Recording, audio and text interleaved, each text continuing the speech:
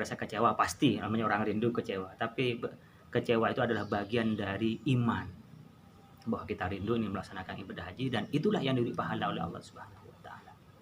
Menjadi ustadz itu sebenarnya sudah cita-cita atau kejeblos ya?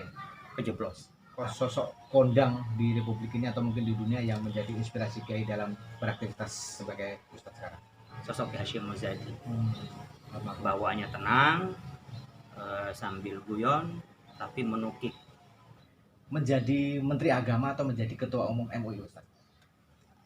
Saya lebih milih sebagai Ketua Umum MUI. Ya karena dia bisa mengatur Menteri Agama, bisa mengatur Presiden.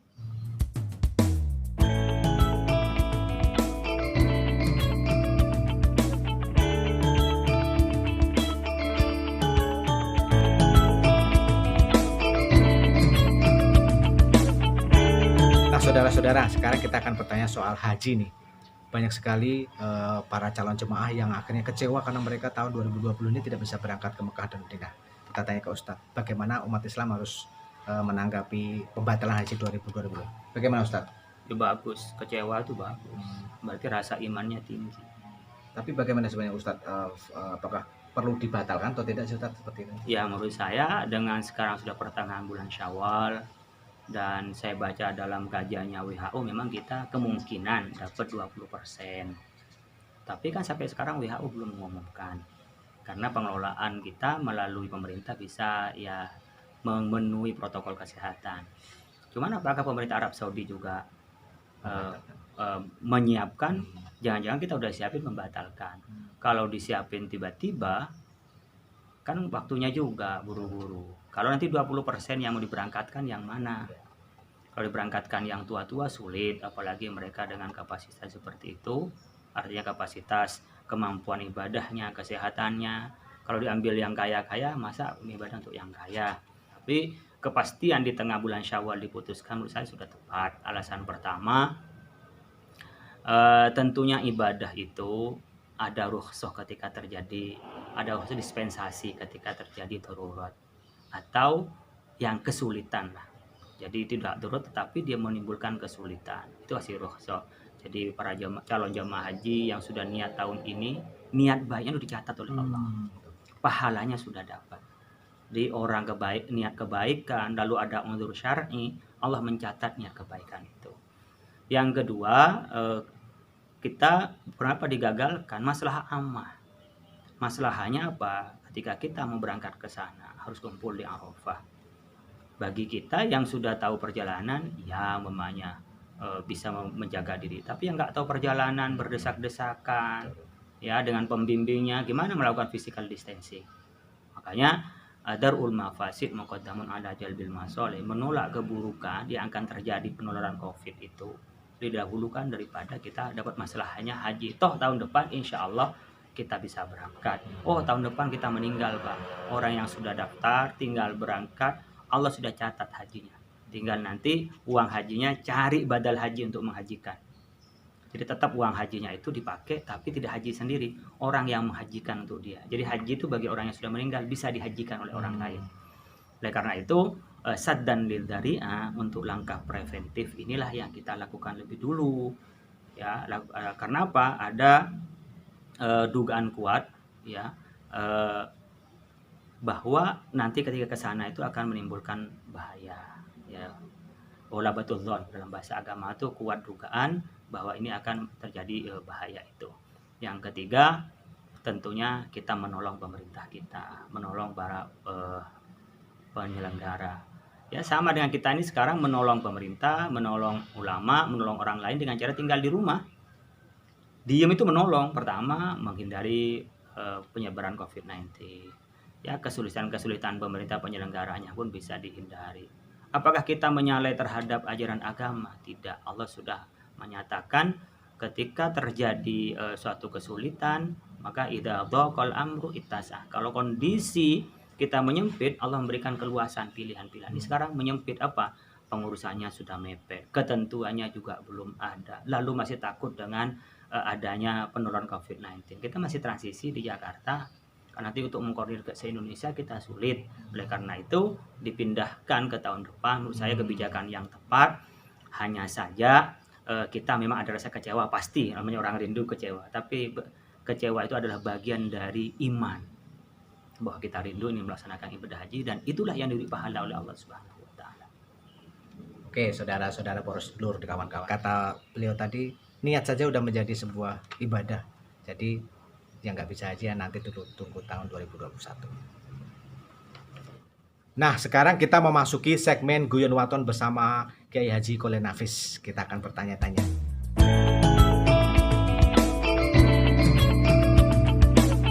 Kiai, saya akan menanyakan 2 pertanyaan, boleh menjawab salah satu, boleh tidak jawab, tapi harus ada alasannya. Yang pertama, Kiai, menjadi ustadz itu sebenarnya sudah cita-cita atau kejeblos, Kiai? Kejeblos. Alasannya? Karena saya dulu itu ketika ngeliat kakak saya tukang ceramah kesana sini, itu kelas rendahan. Penceramah itu kelas kampung. Yang kelas kota dan elit itu kalau dia di akademisi, lalu dia seminar internasional gitu. Makanya dulu awal-awal karir saya jadi dosen PNS, saya di UI. Alhamdulillah pada awal-awal saya termasuk dosen termuda yang punya tulisan di hari tahun 2005 itu, di hari kependidikan, dan saya merasa bangga dengan itu. Wah, saya bisa ngajar di UI, saya ngajar di UIN gitu. Tapi ya lama-lama kok ini perlu turun juga ke ceramah gitu, karena saya memang basisnya dari pesantren, saya menekuni keagamaan. Akhirnya ya jeblos, jadi dikenal kiainya sekarang penceramahnya. Kalau boleh tahu nih Ustadz, bayaran pertama kali Ustadz kondang seperti kayak Kiai Haji Kholen Hafiz berapa Ustadz? Kalau di Jakarta pertama kali saya 25.000. Wow, 25.000 Ustadz. 25.000. Kalau masuk TV 250. Ceramah di TV 500.000. Nah, itu. Tapi ya saya punya doktrin dari kiai saya di pesantren Sidogiri bahwa kita ketika menjadi penceramah, jadi ustadz, la yatlub wa la yarfud. Kamu jangan minta berapa bayaranmu dan jangan pernah menolak dikasih berapapun bayaran. Dan saya lakukan sampai sekarang. Tuh saudara-saudara, 25.000 bayangkan saja menjadi Ustadz Kudang sampai sekarang. Oke, Ustadz, pertanyaan selanjutnya Ustadz. Pilih dakwah on air atau off air Ustadz? Saya senangkan on air. Loh, on air kan dikit hasilnya Ustadz. Efektif. Pertama, saya dulu pertama kali di on air itu di Radio Asy-Syafi'iyah. Setiap Jumat sore. Saya pernah bikin pesantren virtual di web. Jadi saya menyampaikan di web. Jadi menurut saya nggak terikat pada saat itu. Saya sebagai dosen dan banyak kegiatan di luar. Jadi waktu senggang bisa digunakan. Dan lebih ikhlas juga sekarang. Makanya saya ngajar di BI, saya ngajar di Kementerian Keuangan, banyak atau ngajar di Lemhanas. Hanya di depan layar, yang ikut berapa 500, yang ikut 700. Saya nggak tahu siapa yang ikut. Saya nggak dibaca ceramah. Jadi saya lebih plong, lebih ikhlas menyampaikan ilmu saya. Jadi lebih enak seperti itu Ustadz ya, daripada ketemu masa banyak gitu Ustadz ya. Ya, sewaktu itu perlu, tapi kalau saya lebih senang itu lebih basah.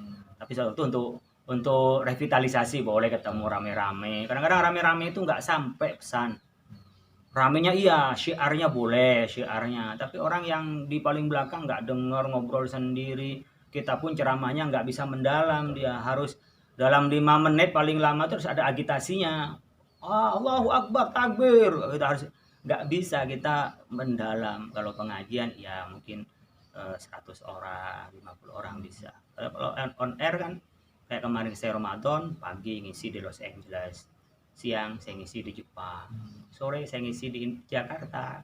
Jadi lebih efektif dan itu bisa juga direkam kan lebih mudah. Nah, tuh saudara-saudara, menarik ya jawabannya. Pertanyaan selanjutnya Ustadz, jika seumpama kita bisa memutar waktu Ustadz, kembali lagi Ustadz di Ribon lah, Ustadz Kiai Haji Kholen Hafiz jadi Ribon, pilih menjadi penyanyi atau politisi Ustadz?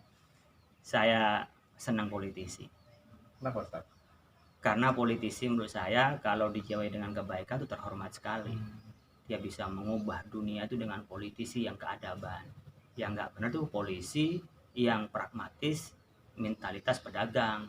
Dalam arti berdagang kebenaran untuk kepentingan dirinya sendiri. Kalau penyanyi itu kan hanya menghibur saja. Ya perlu, tapi kurang begitu banyak mengubah dunia. Oke, catat ya, politisi 2 tahun lagi nih kayaknya bisa jadi nih. Selanjutnya Ustadz, saya mau menanyakan tentang masa depan lah Ustadz. Dan ini kan semua masa depan kita ini rahasia ilahi Ustadz ya. Ya, Jika ada pilihan Ustadz, ketika masa depan Ustadz nanti ditawari ataupun mungkin ada keajaiban Allah Subhanahu wa taala menjadi menteri agama atau menjadi ketua umum MUI Ustadz. saya lebih milih sebagai ketua umum MUI. Apa, Ustadz? Ya karena dia bisa mengatur menteri agama, bisa mengatur presiden. Kecuali bertahap, menteri agama dulu baru ketua umum MUI. Yang kemarin ketua umum dulu baru pas wakil presiden. Wakil presiden. Kalau kita jadi menteri dari ketua umum MUI itu bisa menyampaikan nilai-nilai agama kepada presiden, nanti bisa di atasnya menteri. Tidak harus menjadi eksekutornya ya, artinya menjadi eksekutif di kementerian itu. Ustadz, kalau suruh memilih Ustadz atau kebiasaan sehari Ustadz ini seolah-olah ini soal perumpamaan Ustadz. Lebih sering memakai baju koko sarung atau gamis Ustadz? Koko sarung. Tapi kokonya begini saya. Jadi saya mulai tahun 2010 membiasakan diri itu pakai Shanghai, tapi di sini begini. Karena ini bisa dipakai sarungan, lalu bisa dipakai celanaan, bisa pakai jas tanpa dasi. Jadi mulai tahun 2010 saya sudah meninggalkan dasi. Sebelumnya saya masih sering berdasi ya. Jadi saya begini. Tapi kalau nyampe di rumah, saya belum merasa istirahat sebelum sarungan. Makanya kalau nyampe di kamar, nyampe di hotel, langsung saya ganti sarung.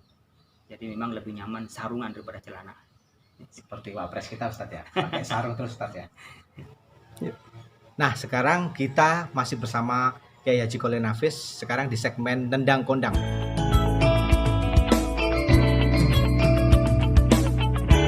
Nah Kiai, di segmen Nendang Kondang ini saya akan bertanya tentang dua hal ya. Yang pertama Kiai, siapa sih sebenarnya sosok kondang di Republik ini atau mungkin di dunia yang menjadi inspirasi Kiai dalam beraktivitas sebagai Ustadz sekarang?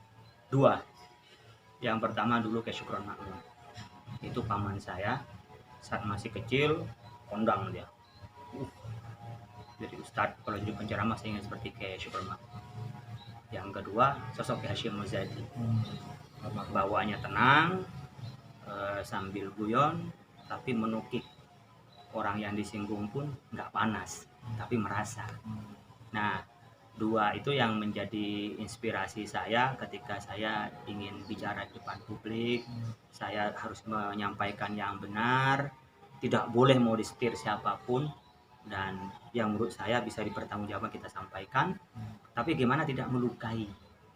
Gitu. Jadi qulil haqqo tapi tidak muron, tidak pahit gitu loh. Gimana orang kita bisa kasih pil tapi pilnya pil manis. Kita coba ngubah itu yang menjadi persepsi bahwa meluruskan kemungkaran dengan pahit, bahwa untuk berobat pil harus pahit. Bisa nggak kita ubah dengan cara pil itu manis, lalu mengubah kemungkaran itu dengan hal yang nyaman. Saya coba itu. Selanjutnya Kiai, siapa orang yang paling berjasa di balik kondangnya Kiai sekarang? Kalau kondangnya saya Kiai Hasyim.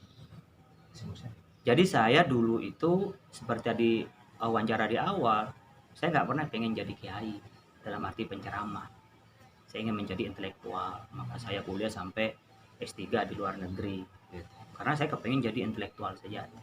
Tapi Kiai Hasyim Muzadi mengajak saya untuk ceramah, termasuk mewakili dia ceramah. Pernah tuh Kiai kesempatan itu. Nah, saya awal-awal masuk TV itu duetnya dengan Kiai Hasyim.